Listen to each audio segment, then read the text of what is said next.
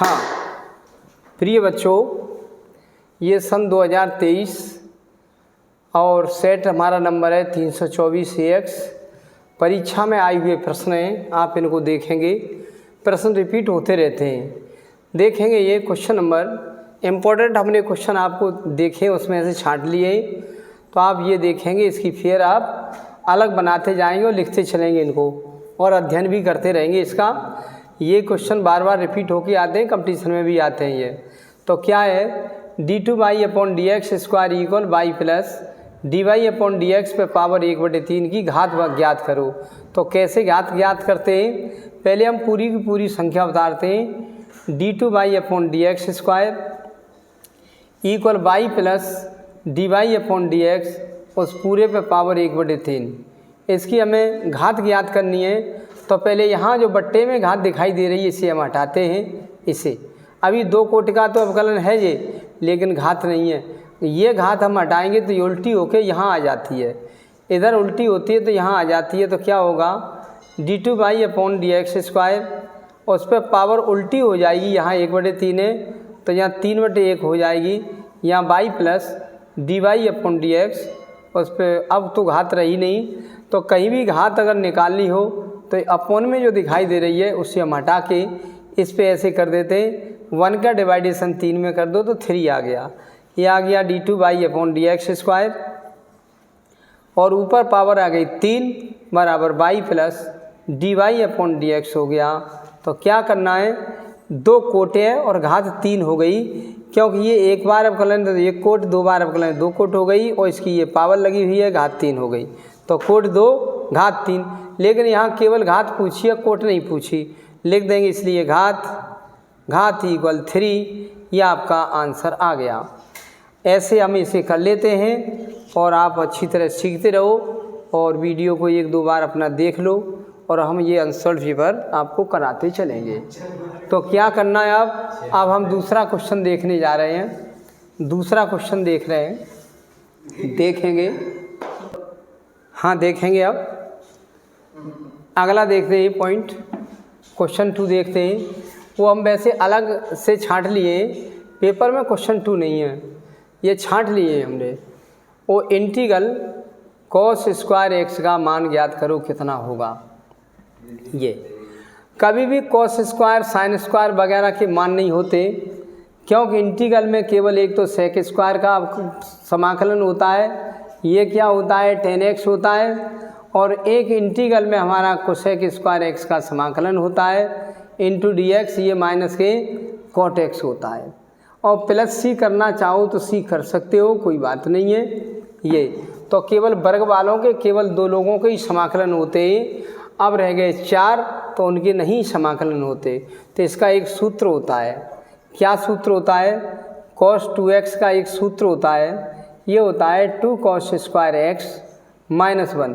1 को इधर लाएंगे तो 1 प्लस cos 2x हो जाएगा, और वहाँ हमारा चलेगा 2 cos स्क्वायर x चला। फिर क्या करेंगे, 2 का भाग दे देंगे, 1 प्लस cos 2x के नीचे 2 का डिवाइडेशन कर दिया, equal cos square x। cos square x की वैल्यू इतनी निकल आई, तब आई इक्वल इंटीग्रल, यहाँ पे इसकी पूरी वैल्यू लिख देंगे, 1 प्लस cos 2x अपॉन 2 लिख देंगे इंटू dx। ये 1/2 बाहर आ जाएंगे, 1/2 बाहर आ गए, 1 plus cos 2x into dx हो गया। अब हम इसके 2 समाकलन क्या करेंगे, बना के अलग अलग समाकलन कर दे रहे हैं। 1/2 1dx का x होता है समाकलन, cos 2x का क्या होता है, cos का होता है साइन, कोण चुपचाप लिख लेते हैं, और बटे कोण के अवकलन का नीचे भाग 2 इंटू 1 प्लस c। बस इसे थोड़ा ठीक कर लो, चाहो तो 2 का मल्टीप्लाई इसमें अंदर कर दो नीचे बट्टे में, या ऐसे ही रहने दो, आंसर आ गया 1/2 कोष्टक x plus sign 2x upon 2 plus c। ये रहा हमारा आंसर। ऐसे ऐसे हम सीख लेते हैं, और इसे करते रहो, सीखते चलो। वहाँ पे समाकलन हमने दिखाया, ये थोड़ा आ नहीं पाया था। सेक स्क्वायर x का समाकलन tan x प्लस c होता है, कोसेक स्क्वायर का cot x होता है, लेकिन इस वर्ग का 2 लोगों का वर्ग वालों का समाकलन होता है, लेकिन इसका नहीं होता है। अब आप देखेंगे अगला क्वेश्चन। अगला क्वेश्चन देखने जा रहे हैं, देखिए क्वेश्चन हम थर्ड कराने जा रहे हैं। क्वेश्चन थर्ड क्या है, tan inverse 2x upon 1 minus x square का cos inverse 1 minus x square upon 1 plus x square के सापेक्ष अवकलन ज्ञात करो। अवकलन ज्ञात करो, कैसे ज्ञात होता है भी देखेंगे, ज्ञात करो। अच्छा प्रश्न है ये, हल लिखते हैं हम। आप इसे y1 मान लेंगे और इसे y2 मान लेंगे।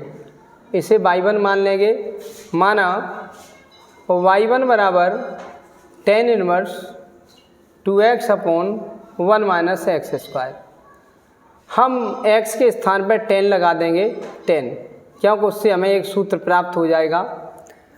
तो देखते हैं, पुट माने रखने पर x के स्थान पर tan थीटा रख दो इसमें, तो हमारा क्या होगा, y1 बराबर tan inverse 2 tan theta upon 1 minus tan square theta. ये एक फॉर्मूला होता है, tan 2 थीटा का फॉर्मूला होता है y1 equal tan inverse tan 2 theta. अब tan इनवर्स से tan हट जाएगा, ये हट गया आपका, बचा y1 इक्वल 2 थीटा। थीटा की वैल्यू यहाँ से पकड़ के लाएंगे, इस जगह से थीटा की वैल्यू निकलेगी tan इनवर्स x, यही यहाँ रखेंगे। उसके बाद अवकलन करेंगे, y1 बराबर 2 इंटू थीटा की वैल्यू रख दी tan इनवर्स x। अब अवकलन हम करने जा रहे हैं x के सापेक्ष अवकलन, तो dy1 upon dx equal 2 into tan inverse x का अवकलन होता है 1 अपॉन 1 प्लस एक्स स्क्वायर। ये इक्वेशन फर्स्ट हो गया। अब हमारा ये cos इनवर्स x का मान भी दिया है, उसे हम और करेंगे। माना y2 इक्वल, ये लिख लेंगे पूरा cos inverse 1 minus x square upon 1 plus x square लिख लिया। अब इसमें भी x बराबर tan थीटा मानेंगे, माना x इक्वल tan थीटा मानेंगे, मान रख देंगे इसमें पूरे में। तो y2 बराबर cos इनवर्स हो जाएगा 1 minus tan square theta upon नीचे हो जाएगा 1 प्लस tan स्क्वायर थीटा हो जाएगा। फिर ये हमारा सूत्र होता है cos 2 थीटा के, y2 बराबर cos inverse cos 2 theta, cos हट गया, फॉर्मूला होता है cos 2 थीटा का, cos हट चुका, y2 बराबर 2 थीटा हो गया। थीटा की वैल्यू वापस करेंगे, y2 इक्वल 2, यहाँ से थीटा की वैल्यू निकालेंगे, ये माना था यहाँ से, theta equal tan inverse x हो जाएगा, ये इधर चला जाता है tan इनवर्स, ये हो गया। अब देखते मान थीटा की वैल्यू यहाँ लगा दे रहे हैं tan इनवर्स x। बस अब इसका अवकलन करेंगे, y2 का अवकलन dy2 अपॉन dx हो गया equal 2 into tan inverse x का अवकलन होता है 1 अपॉन 1 प्लस एक्स स्क्वायर। ये समीकरण 2 आ गया। समीकरण 1 में 2 का भाग दे देंगे के सापेक्ष लिखा हो तो समीकरण 1/2 किया जाता हमेशा का हमेशा। लिख देंगे समीकरण 1/2। 1/2 क्या है, पहले समीकरण में दूसरे समीकरण का भाग दे दो, तो हमारा आ गया dy1 अपॉन dx बराबर 2/1 plus x square, 2/1 plus x square बटे नीचे dy2 अपॉन dx बराबर 2/1 प्लस एक्स स्क्वायर। ये कट गए हमारे 1 प्लस एक्स स्क्वायर से 1 प्लस एक्स स्क्वायर कट गया ये, और 2 से 2 कट गया, यहाँ कुछ नहीं बचा, 1 बच गया।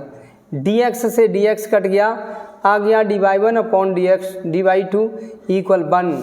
हमारा आंसर आ चुका है क्या, dy1 अपॉन dy2 इक्वल 1। ये रहा हमारा आंसर। बहुत ही इम्पोर्टेंट क्वेश्चन है, बढ़िया है, कंपटीशन में भी आ जाता है, आप इसे सॉल्व कर सकते हैं। दोबारा फिर आप देख सकते हैं कि tan inverse 2x upon 1 minus x square का cos inverse 1 minus x square upon 1 plus x square के सापेक्ष अवकलन ज्ञात करो। इस संख्या को y1 मान लेंगे। देखो मान लिया y1 इक्वल टेन इनवर्स ये x बराबर टेन थीटा लिख देंगे। क्यों कि 2 tan थीटा बट्टे 1 minus ten square theta tan 2 theta होता है। यहाँ मान लगा दिया हमने, ये टेन 2 थीटा बन गया, टेन टेन हट गया, y1 equal 2 theta, 2 into theta की वैल्यू यहाँ से निकाल लो, टेन इनवर्स x लिख दिया। अब x के सापेक्ष अवकलन कर देंगे, y1 का अवकलन हो जाएगा dy1 upon dx equal 2 into tan inverse का अवकलन होता है 1 अपॉन 1 प्लस एक्स स्क्वायर होता है। समीकरण 1 हो गया। माना y2 इक्वल ये वाला y2 मान लेंगे पूरा, y2 इक्वल ये मान लिया, x बराबर इसमें भी टेन थीटा रख दिया, y2 equal cos inverse 1 minus ten square theta upon 1 plus ten square theta. और अब ये कॉस 2 थीटा का सूत्र होता है cos inverse cos 2 theta, cos cos हट गया, y2 इक्वल 2 थीटा हो गया। तो y2 इक्वल 2 इंटू थीटा की वैल्यू टेन इनवर्स x रख दो। अब अवकलन कर लो x के सापेक्ष, y2 का अवकलन होता है dy2 upon dx equal 2 into tan inverse x का अवकलन होता है 1 अपॉन 1 प्लस एक्स स्क्वायर। अब ये समीकरण 2 आ गया। इसका अवकलन इसके सापेक्ष, जिसका अवकलन हो वो ऊपर होता है और जिसके सापेक्ष है वो नीचे भाग में जाता है। तो ये समीकरण 1 वाला ऊपर होगा और समीकरण 2 नीचे होगा, के सापेक्ष होता हमेशा समीकरण 1/2 होता है। इस वाले समीकरण में इस वाले समीकरण का भाग दे दो, dy1 अपॉन dx इक्वल 2 एकन 2 बट्टे 1 प्लस एक्स स्क्वायर और dy2 upon dx equal 2 upon 1 plus x square. ये दूसरी पहली से तीसरी कट जाती, दूसरी से चौथी, ये सब कट जाए भाग में तो यहाँ 1 बचता है और dx से dx कट गया, dy1 upon dy2 equal 1 answer आ चुका है। अब हम अगला खंड देखने जा रहे हैं। अगला उसके एक अगला और करा देंगे, बहुत इम्पोर्टेंट है, देखेंगे। अब ये क्वेश्चन मोस्ट इम्पोर्टेंट है, ऐसे क्वेश्चन आपके कंपटीशन में मिलते हैं, काफ़ी बोर्ड एग्जाम में आ जाते हैं। इसका आपका आंसर π/4 आता है। क्या है, नीचे की कोई एक संख्या कहीं ऊपर लिखी हो, या ये वाली लिखी हो ऊपर या ये वाली ऊपर लिखी हो, इनमें से कोई एक ऊपर लिखी हो और लिमिट π/2 लिखी हो, तो इसका आंसर आता है, इस लिमिट का आधा कर देते हैं, π/2 का हम आधा कर देते हैं ऐसे, उसके नीचे 1 मान लेते हैं, तो ये 1 ऊपर चला जाता है, 2 नीचे आ जाता है, इसका आंसर π/4 आता है। ये कंपटीशन के उद्देश्य से हमने आपको बता दिया है। अब देखो क्या करेंगे, हल कैसे इसे करते हैं। अगर आपकी ऊपर लिमिट पाई होती ये, तो फिर हम क्या करते, ये ऊपर की लिमिट की आधी आ जाती, π/2 आंसर आ जाता। अगर π/2 है तो वहाँ π/4 आंसर आ जाएगा। ये उत्तर होता है। कैसे हल करेंगे, माना I equal integral 0 to π/2 under root sine x upon नीचे भी अंडर रूट साइन एक्स और plus under root cos x, ये कर दिया इंटू dx, समीकरण डाल दिया 1। अब लगाएंगे बाई प्रॉपर्टी 4। बाई प्रॉपर्टी 4 क्या होती है, अपर लिमिट x के स्थान पर, ये x 3 जगह लिखा हुआ है x, इसके स्थान पर अपर लिमिट -x लिख दिया जाता है, प्रॉपर्टी 4 होती है। I इक्वल इंटीग्रल 0 टू π/2 और अंडर रूट साइन तो ये लिखा है, x के स्थान पर अपर लिमिट -x कर दिया जाता है। नीचे भी आप क्या करेंगे, अंडर रूट साइन x के स्थान पर अपर लिमिट -x कर दिया जाएगा और प्लस अंडर रूट कॉस के स्थान पर x के स्थान पर अपर लिमिट -x कर दिया जाएगा इंटू dx। ये हमारा चलता चला जा रहा है। अब देखो क्या क्या करते हैं। हम जानते हैं cos 90 - x बराबर नहीं, साइन 90 - x बराबर cos x और साइन 90 - x बराबर cos x, cos 90 - x बराबर साइन x। वही सूत्र लगा दिया, 0 टू π/2 साइन 90 - x बराबर cos x बट्टे नीचे साइन 90 - x बराबर अंडर रूट में cos x और plus under root cos 90 - x बराबर साइन x, ये इंटू dx कर दिया। समीकरण आ गया 2। समीकरण 1 में समीकरण 2 जोड़ देते हैं, समीकरण 1 में समीकरण 2 जोड़ देते हैं। हाँ, ये आ गया, इक्वेशन फर्स्ट है, इक्वेशन सेकंड है। देखो हर दोनों में समान आ चुके हैं, cos x plus sin x, root cos x plus root sin x, हर दोनों में समान है। या तो ये वाला हर लिख लो या ये हर समान हो तो अंश में अंश जोड़ देते हैं।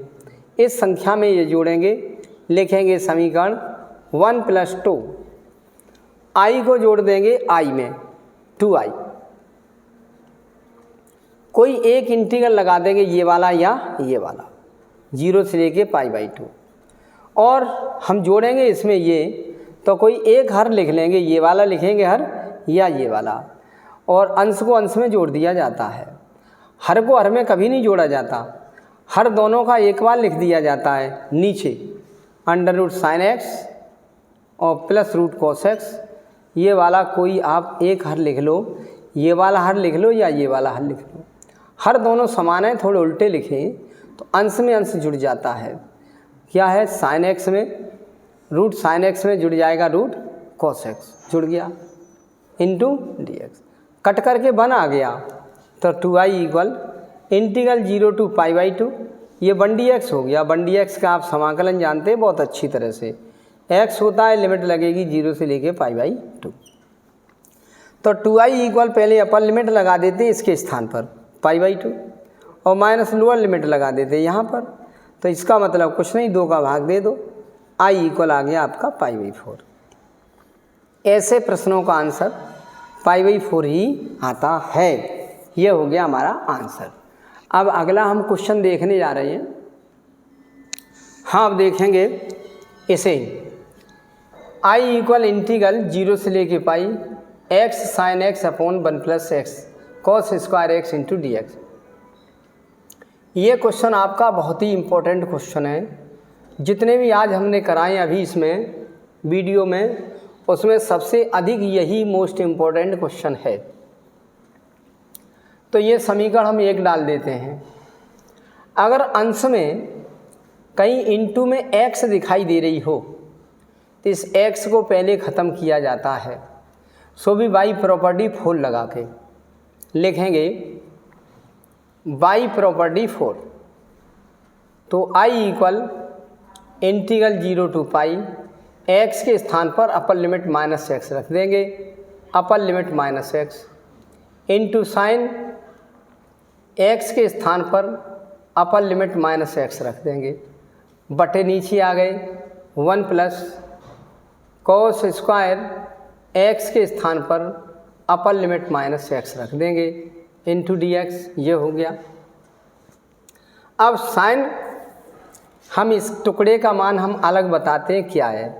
साइन अगर π-x लिखा है, 180 में कुछ घटा, 180 में कुछ घटा, दूसरे में साइन का मान धनात्मक, 180 वाले बदलते नहीं है, साइन x हो जाएगा। ये हो गया, तो इसकी जगह तो हम साइन x लिख देंगे।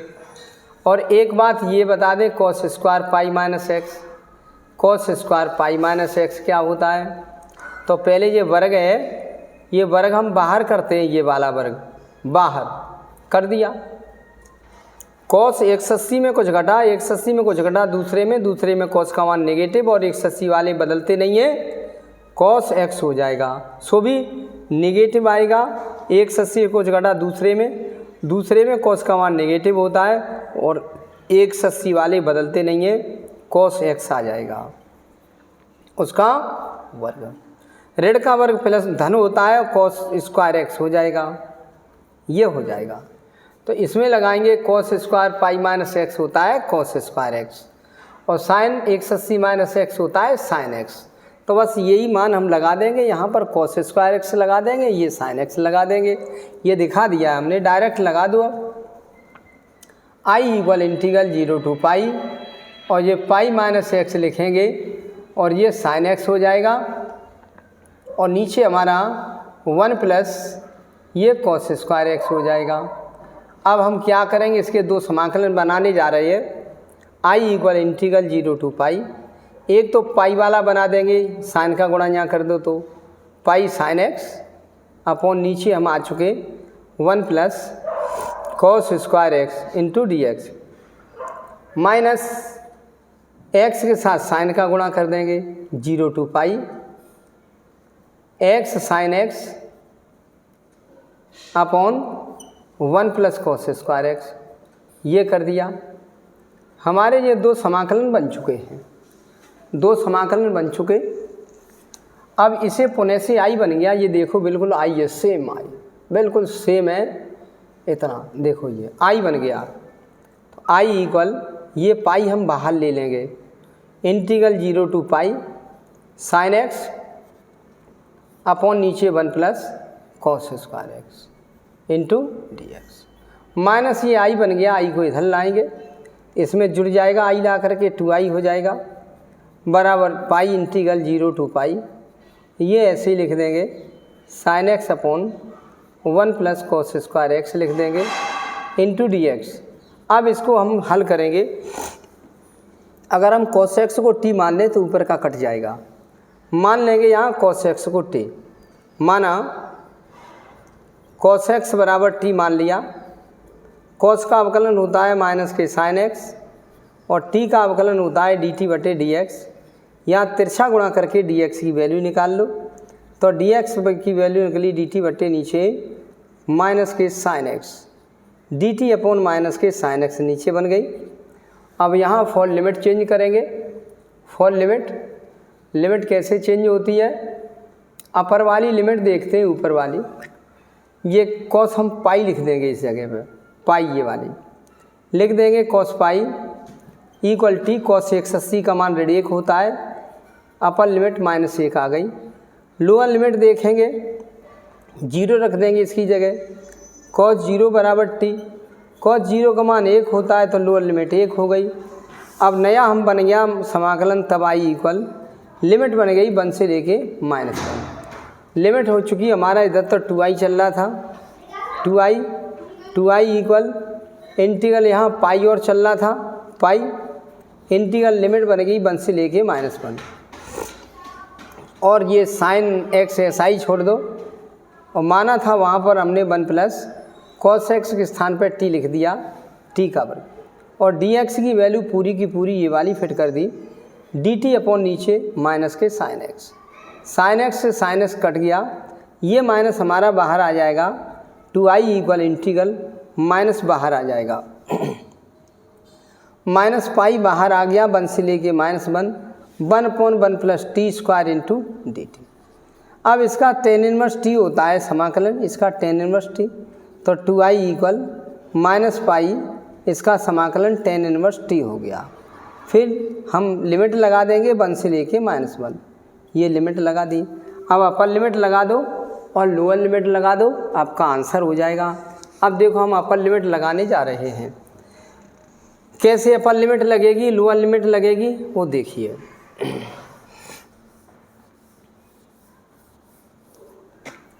To I equal minus pi कोष्टक, पहले -1 टी के स्थान पर रखेंगे, tan इनवर्स -1 माइनस हमारा लगेगा, फिर 1 लिखेंगे यहाँ, अपर लिमिट रख के लोअर लिमिट घटाई जाती है, tan इनवर्स 1 घटा दी हमने, अपर लिमिट लगा दी -1 और लोअर लिमिट लगा दी ये 1, तो ये हो गया 2i इक्वल माइनस पाई, और tan इनवर्स -x बराबर माइनस आगे आ जाता है, माइनस tan इनवर्स x 1, और माइनस ये tan इनवर्स 1 हो गया हमारा, ये tan इनवर्स 1, ये tan इनवर्स 1 हमारा माइनस के 2 tan इनवर्स 1 हो गया, 2i equal minus pi into minus के 2 tan इनवर्स 1 हो गया। फिर क्या करेंगे, माइनस माइनस का गुणा प्लस हो गया, 2 से 2 कैंसिल हो गया, i बराबर माइनस माइनस प्लस हो गया, पाई इंटू tan इनवर्स 1 हो गया।